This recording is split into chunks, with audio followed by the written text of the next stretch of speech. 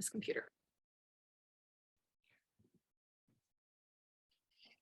Hello, everyone in the Motherload. We are entering season 2 of our Motherload conversations, and I am so excited to kick off this season with Whitney, who will introduce herself in a minute. And I just want to thank everyone for being here again and for continuing to listen and chime into these conversations, these important conversations that we're not always having. And so I invite Whitney to introduce herself and where you may know her from, and then we'll take it from there. Hi, everyone. I'm Whitney Blaisdell, and I run the project Playyqr organization, and I'm just starting my doctoral studies at the University of Regina. Amazing. So for those who don't know, Whitney, what is the project Playyqr?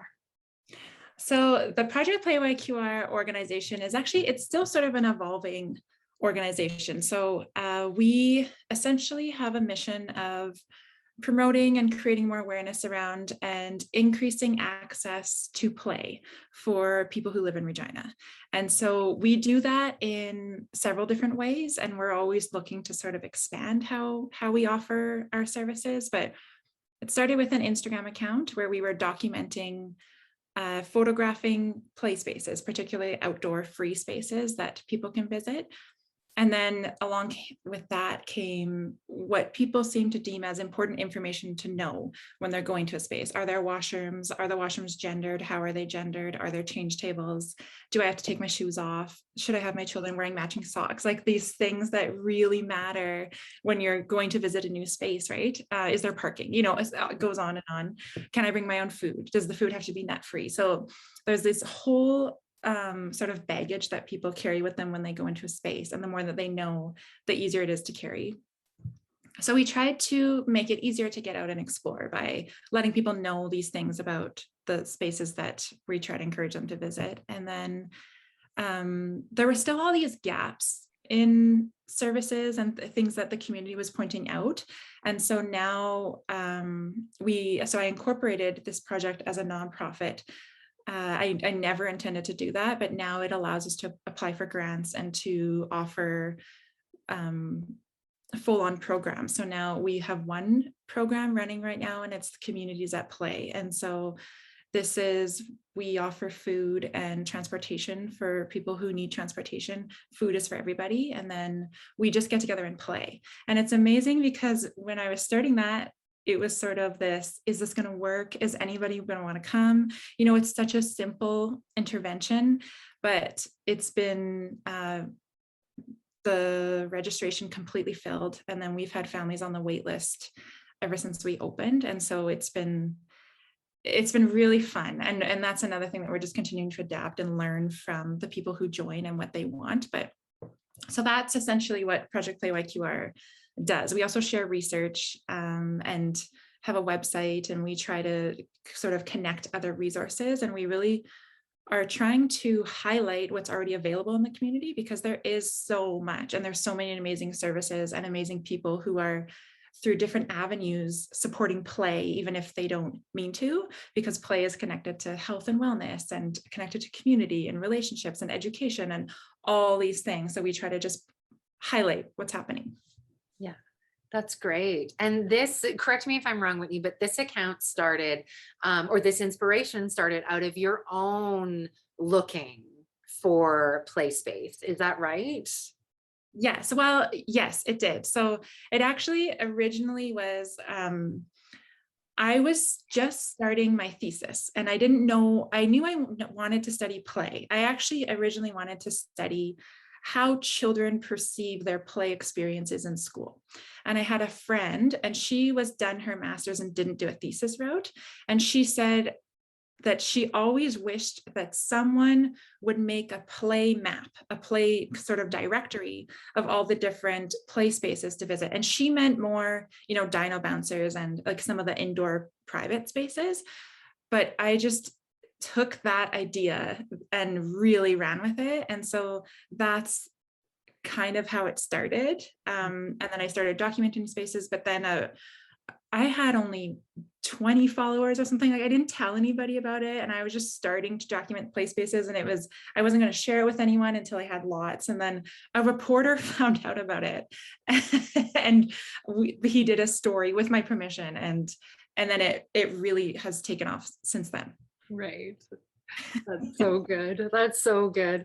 And tell me a little bit, Whitney, about how some of this is incorporated, in motherhood, and how, if we could give some context to maybe some of the heaviest parts of motherhood for you, and is play a piece, in lightening, like you said, some of that baggage, which people carry into physical spaces, but we all carry stuff, in life. And so, can you give us a little bit of a personal context just in terms of your motherhood, and how you ended up, with this kind of inspiration? Yeah, absolutely. I think what's a really important piece that I actually haven't shared this with anybody before about what I do and why I do it is my own mother. We had a really close relationship when I was young, and my childhood when I was an early child, and up until kind of my teenagers, was really happy and joyful and playful. And my mother was extremely playful and sensitive and kind, and still is all those things. But she herself had a very hard childhood. She grew up in Detroit City and moved a lot, and had a lot of a lack of stability for sure in her own childhood. And then had a pretty traumatic relationship with my late stepfather. Anyways, she really has a lot of mental health challenges, and then that sort of she developed a lot of addiction, and it changed her ability to be the mother that she once was, and it has changed our relationship. It certainly affected my childhood, and it in a lot of ways affected our play and our relationship, right? And so part of Playyqr and my research and the things that I do are certainly at least somewhat sort of inspired by our relationship and our experiences, and what I feel could have very well helped her or assisted her and affected the different factors that contributed to her lack of support and her journey that she certainly didn't have a lot of support through. And yeah, play, I mean, it's just such a, when you look at the world and you try to imagine it being better, one of the things that's so clear for me to see is a world that is more playful, and a world that values play, and a world where play is accessible to people. And so that drives a lot of what I do. And I feel the most confident and the more like myself, and the days that I feel like I'm a good mother are not the days that my house is clean and that my kids are well dressed, or that I've put them to bed on time, or that they're wearing matching pajamas. The days when I feel like I have done a good job with my kids and with myself and with my family are the days that I play. And so to try to carry that is actually very challenging, because it's sort of counterculture. But to try to constantly remind myself of that through my work and through what I'm trying to do with the community, and to try to emanate that with myself and my family, is a constant goal that I need to recalibrate myself towards. Mm-hmm. Yes, I would have to agree with you 1,000%. And just the memory that was coming to me as you were speaking was yesterday or the day before. My kids are 6 and 2, and so my 2-year-old was wanting to play kitchen with me, and supper was cooking. Like, it's never the right time, right? Like, it's never the right time. And my husband actually had this idea of bringing the toys like into the kitchen. We have like this half wall. And so he would like, one day I wasn't home and he was, the kids were really needy and he just finally brought all the things onto the other side of the wall. Just like my kitchen is like the size of what you can see right now. Like it's not very big.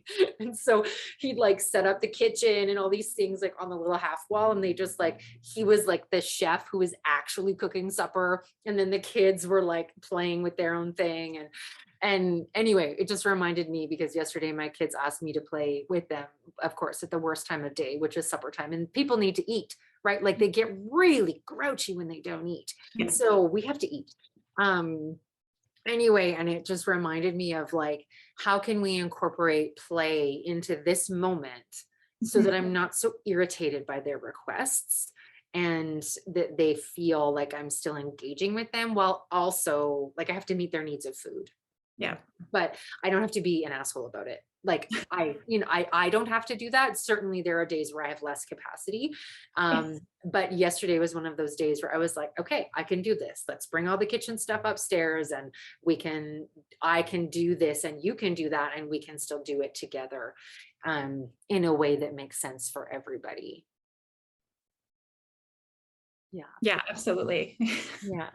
Tell me, what are some of the heavier parts of motherhood for you? Not maybe right now, but maybe things you've gone through and how you've persevered them through play or through other means. Certainly, this is sort of a metaphor. So I really like visual art. I have a degree in visual art, and it's something I did my visual art and an arts education degree, and then I became a teacher. And that was challenging because at first I had a hard time making time for visual art practice on top of teaching. And then I had children, and then I started graduate school. So I started doing pottery, and I actually started doing pottery after I graduated. I didn't take any strictly clay pottery classes while I was at university. And this was something that I really enjoy. And I bought a wheel so I can do pottery in my basement. We have a little studio.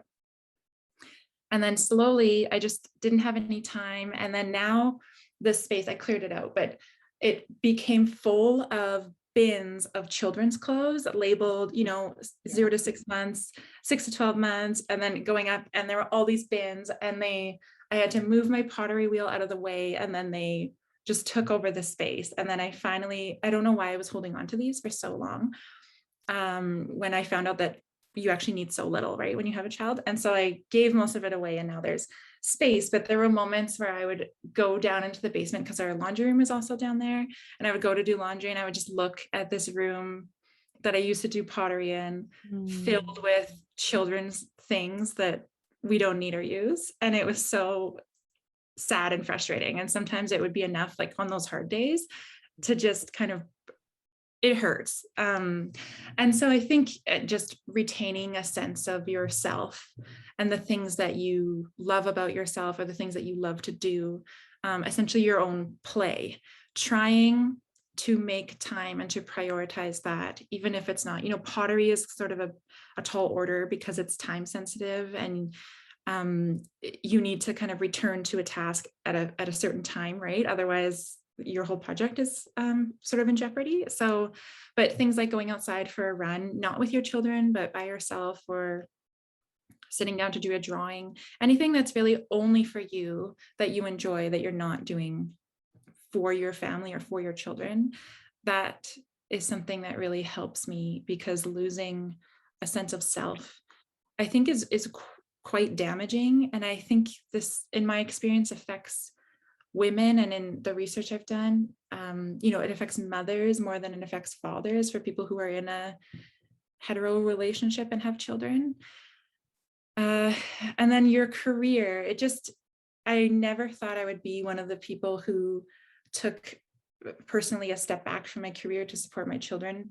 But I was, and that was really fulfilling, but also in some ways really hard. Navigating the social constructs around women and motherhood together is really hard, where I sometimes feel like I'm putting up a fight every time that I want to go back to school or try something new, or in ways that I notice that my partner doesn't. He doesn't really have to fight to go to work and to pursue projects, or to go away to work and for me to be with the kids. And that's nothing against him. He's an amazing, supportive, listening partner. But the world is still very much trying to put people into boxes. And I just feel like women and mothers have to claw their way out in ways that some people don't. And there are different boxes for those people than they have. And I noticed that with my partner too. Like, he actually has different challenges that are important for me to realize. But those things for me are what are really hard, or like retaining a sense of self, and also a sense of who you are as a professional when you have children. Mhm. Mhm. Oh yeah.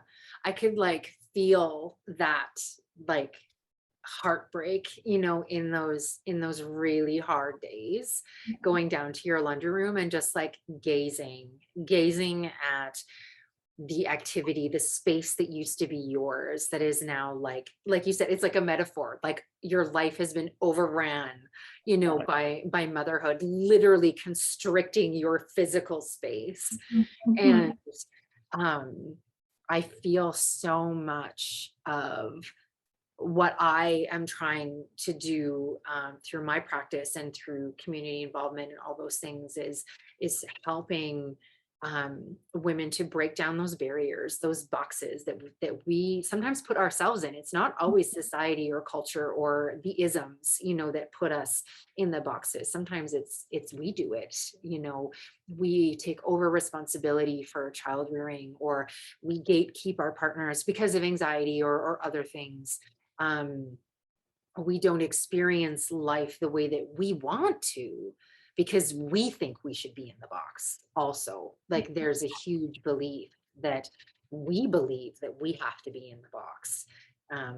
And personally, for a long time, and I've written a lot about this particular phase of my life, for a long time I felt like mothers were not supposed to be creative or spontaneous or fun, not because I didn't experience it as a child, because I did. It was a box that I put myself in through media and culture and the wave of changing of motherhood, like modern motherhood. We navigate so much information, you know.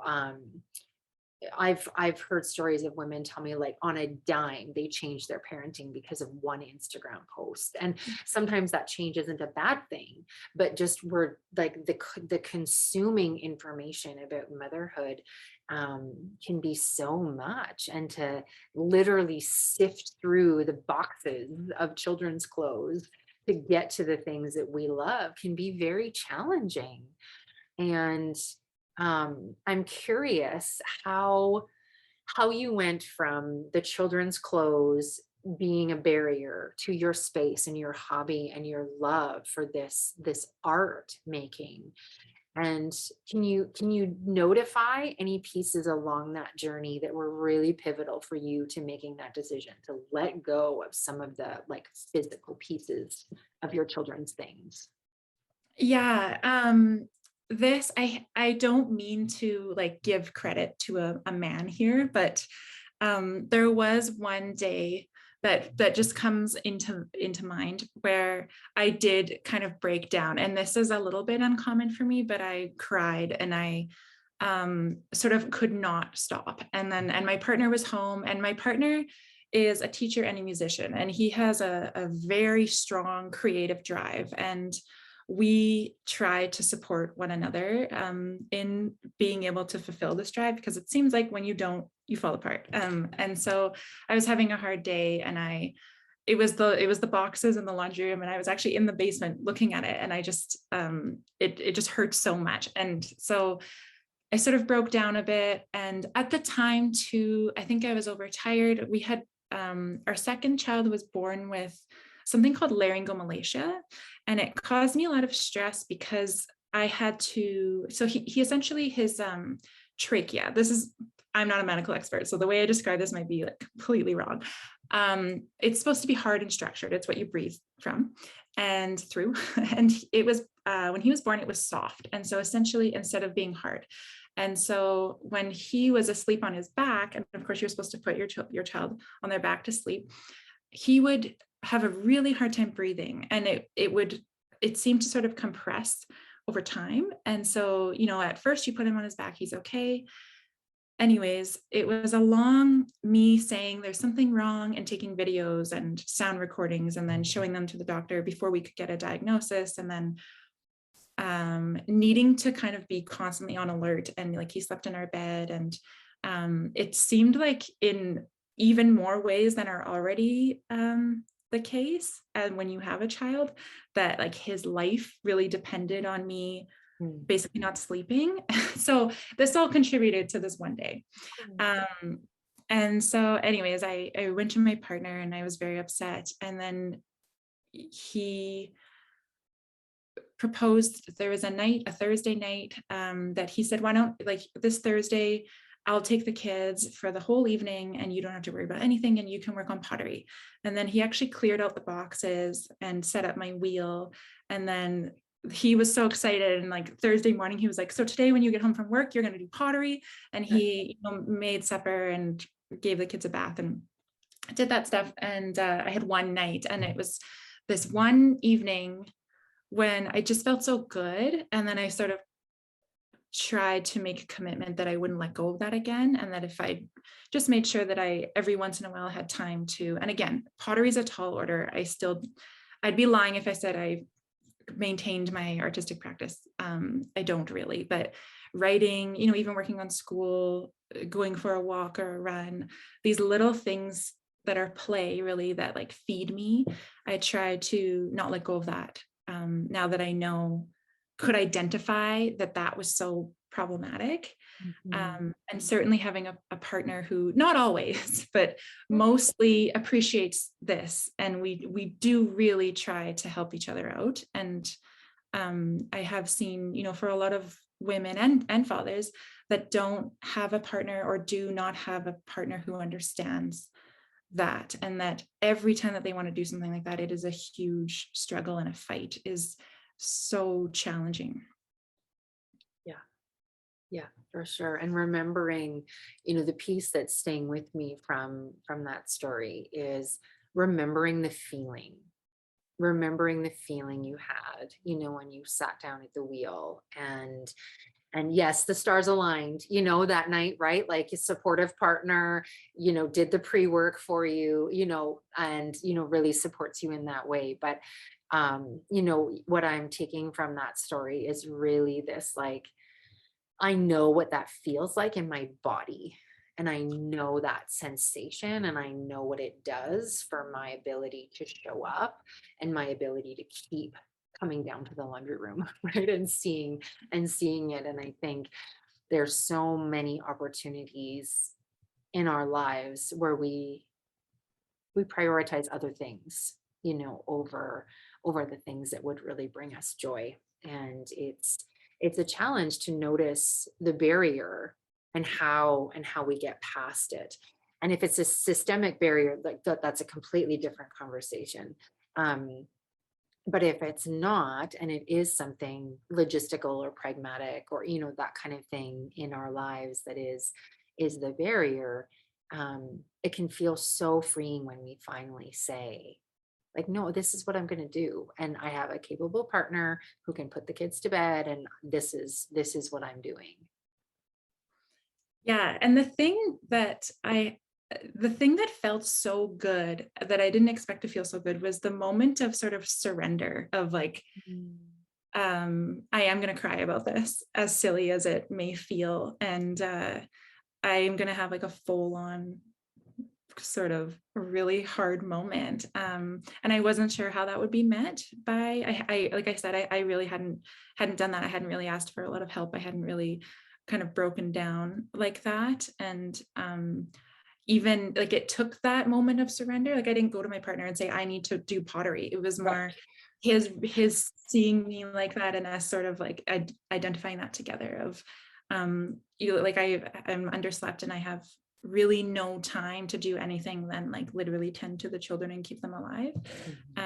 And so I have to say that the moment that was the hardest and the saddest felt so good and was what Mm. led to the realization. And so without that, like had I tried to keep it together, I never would have realized how important play is for me as a parent.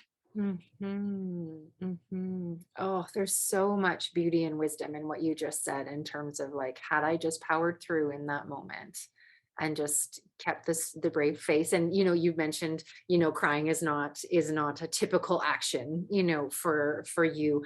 And surrendering to that moment would have taken its own level of vulnerability. So many layers, of vulnerability in what you just said in terms of in that moment surrendering to the feeling, surrendering to the communication. There's at so many points you could have kept that to yourself and you could have said, nope, I'm good, I'm fine, carry on. I got things to tend to, I got kids to keep doing their things, and I got to stay up at night and manage and watch this breathing that's happening. Um, and it's so many points you could have said, nope, I'm good.